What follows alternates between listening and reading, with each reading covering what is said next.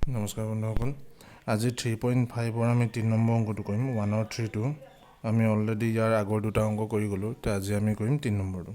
এই অংকটো কৰিবলৈ আমি সদায় আগৰ দৰে সলিউশ্যনটো লিখি ল'ব, এবাৰ এইটো পাতি ল'ব পাৰিলে।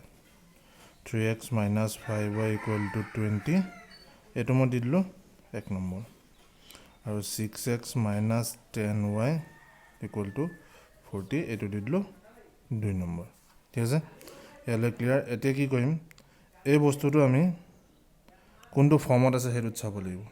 এইটোতো এনে আছে যে আপোনাৰ জেনেৰেল ফৰ্মতে আছে, কিন্তু কথাটো হ'ল এতিয়া ইয়াৰ কোনো কিবা সমাধান ওলাব নে নোলায় সেই বস্তুটো আমি চাই ল'ব লাগিব। তো সেইটো কাৰণে আমি সদায় কি কৈছিলোঁ, এই সহগকেইটা আমি কি কৈছিলোঁ, A, B, C এনেকৈ কৰি ধৰিব কৈছিলোঁ। এতিয়া ওপৰতো আমি কি ধৰিছিলোঁ, A1, তলৰটো A2 সমান, তাৰপিছত আকৌ B1/B2, তাৰপিছত C1/C2। তো A1 কিমান আছে আমাৰ 3 আছে, সহগটো তলত কিমান আছে 6, ইয়াত কিমান আছে -5 আৰু ইয়াত আছে -10। এই বস্তুটো সদায় চাইনে হেতি ল'ব সহগটো, আৰু এইপিনে আছে 20/40। তো এতিয়া আমি এইটো চাই ল'ম। A1/A2 = কিমান হ'ব, এইটো 3 × 3, 3 × 2 = 6, এইটো আমি পাই গ'লোঁ 1/2, লঘুত্তম আৰু লৈ যাওঁ। তাৰপিছত B1/B2টো আমাৰ কিমান হ'ব, 5 × 5, 5 × 2 = 10, মাইনাছ মাইনাছ কাটি গ'ল, তো 1/2। আৰু ইয়াত কিমান হৈ যাব, C1/C2টো কিমান হ'ব, 20 × 20, 20 × 2 = 40, তো 1/2।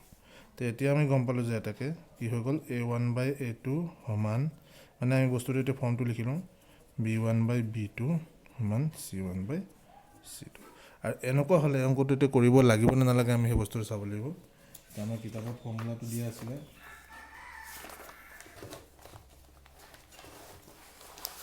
কিতাপৰ ফৰ্মুলা মতে এতিয়া যদি আপোনালোকে চাই অংকটো, ইয়াত কি দিছে, যদি সমান হয় তিনিটা, তেতিয়া অসীম সংখ্যক সমাধান থাকে। তেতিয়া আমাক এতিয়া কৰিব কি দিছে, প্ৰশ্নটো চাব লাগিব। প্ৰশ্নত কৰিব কি দিছে, যদি অদ্বিতীয় সমাধান থাকে সেই ক্ষেত্ৰত বজ্ৰগুণ পদ্ধতি ব্যৱহাৰ কৰি সমাধান কৰিব লাগিব। যিহেতু ইয়াৰ অদ্বিতীয় সমাধান নাই, কি আছে, ইয়াৰ অসীম সংখ্যক সমাধান যে, এই অংকটো কৰিব নালাগে। ইয়াৰ অসীম সংখ্যক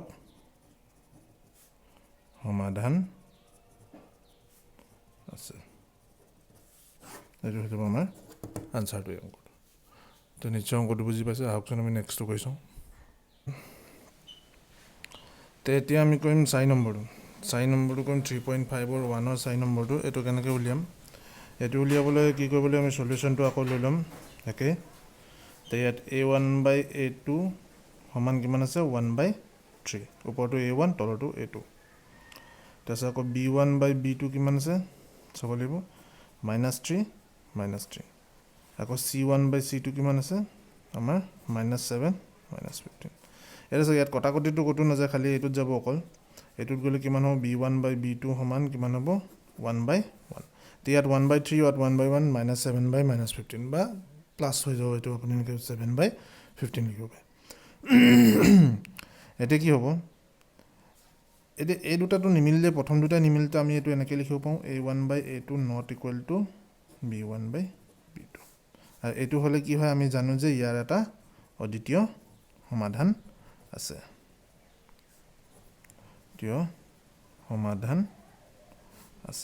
আৰু অদ্বিতীয় সমাধান থাকিলে আমি কি কৰিব লাগিব, এটাকে বজ্ৰগুণ পদ্ধতি ব্যৱহাৰ কৰি অংকটো কৰিব লাগিব।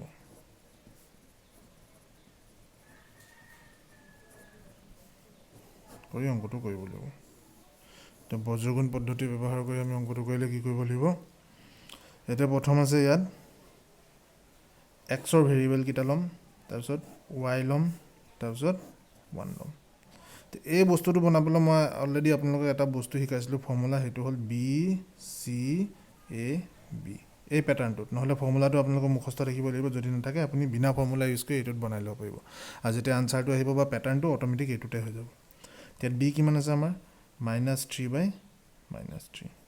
C কিমান আছে, কনষ্টেণ্ট 7 - 15। A কিমান আছে, 1/3। আকৌ B কিমান আছে, -3/-3। এতিয়া প্ৰথমে এক্সৰ মানটো উলিয়াবলৈ 3 ৰে 15ক পূৰণ কৰিম, -3 × 15 minus 15 মাজত হ'ব মাইনাছ তাৰপিছত আকৌ এইটো ৰিপিট কৰিব -7 into -3 হৈ গ'ল এইটো তাৰপিছত চি এতিয়া ৱাইৰ এইটো উলিয়াম 7 into 3 -7 into 3 -1 into -15 1 into -15 তাৰপিছত 1 উলিয়াম 1 -3 -3 মানে কি কৰিব লাগিব এই মাজৰ কেইটা সদায় মাইনাছত থাকিব লাগিব এইটো লগত কৰি মাইনাছ আকৌ এইটোৰ লগত এইটো লগত কৰি মাইনাছ আকৌ এইটোৰ লগত এইটো লগত কৰি আকৌ মাইনাছ এইটোৰ লগত ঠিক আছে এতিয়া আমি এই বস্তুটো কেলকুলেশ্যনটো কৰি দিলে হ'ল তো কেনেকৈ কৰিম ওপৰত আছে এক্স 15 × 45 প্লাছ মাইনাছ মাইনাছে এইটো হ'ব মাইনাছ মাইনাছে প্লাছ প্লাছে মাইনাছে মাইনাছ 7 3 × 21 ৱাই ইকুৱেল টু কিমান হ'ব প্লাছে মাইনাছে -21 আৰু এইপিনে হৈ গ'ল +15 আৰু এইপিনে হৈ যাব 1/-3 মাইনাছ প্লাছ 9 যাৰ ফলত কিমান হ'ব এক্সৰ মানটো ইয়াত বিয়োগ কৰি দিওঁ 5 হৈ গ'ল থাকিল 4 2 24 5 হৈ গ'ল থাকিল 4 4 2 গ'ল থাকিল 2 ইয়াত কিমান হ'ব 21 হ'ব 15 গ'লে 6 ডাঙৰ চিন মাইনাছ ইয়াত কিমান হ'ব -6 এটাকে এইটো মই এতিয়া 1 নম্বৰ ধৰিম এইটো 2 নম্বৰ ধৰিম আৰু এইটো 3 নম্বৰ ধৰিম এতিয়া আমি গোটেইকেইটা কম্পেয়াৰ কৰিম তো 1ৰ লগত কি কৰিম 1 আৰু 2 কম্পেয়াৰ কৰোঁ প্ৰথমে 1 আৰু 3 কম্পেয়াৰ কৰোঁ তো কিমান হ'ব x/24 = 1/-6 তো কিমান হৈ পিনে -6x = 24 ক্ৰছ কৰি দিওঁ x = 24/-6 কাটিলে কিমান হ'ল -4 এইটো পাই গ'লোঁ আমি এক্সৰ মান আৰু 2 আৰু 3 কৰিম 2 আৰু 3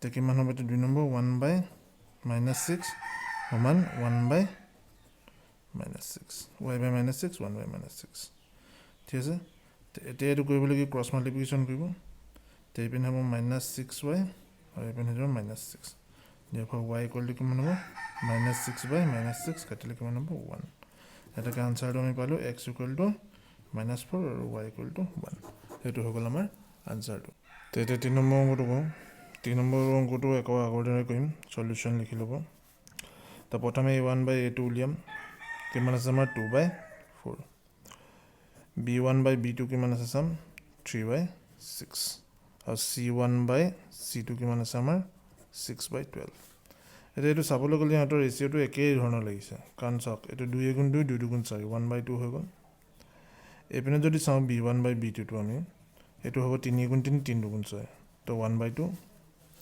তাৰপিছত আকৌ c1/c2 চালে কি হয় আমাৰ 6 × 6 6 × 12 তো 1/2 তো এইটো আমি এনেকৈ লিখিব পাৰোঁ এতিয়া a1/a2 সমান b1/b2 সমান c1/c2 যেতিয়া এনেকুৱা হয় তেতিয়া ইয়াৰ কি থাকে এটা অসীম সংখ্যক সমাধান থাকে তো ইয়াৰ কি আছে অসীম